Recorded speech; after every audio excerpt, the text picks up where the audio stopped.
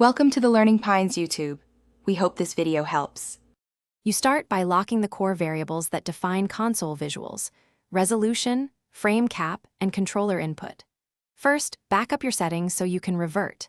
Next, connect and select a controller in-game if you want that tactile console feel.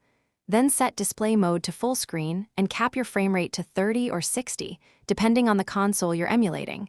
This immediately alters motion and responsiveness to match console timing. Once done, move on to rendering adjustments. Now dial in the visual pipeline so pixels and effects resemble console output.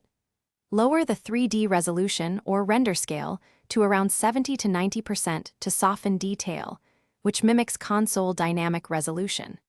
Turn on motion blur and film grain to recreate cinematic smoothing, and reduce texture sharpening and anti-aliasing so edges look less crisp. Also check your GPU control panel and disable any aggressive sharpening or super sampling.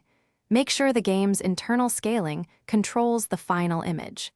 These changes create that console-grade softness and motion.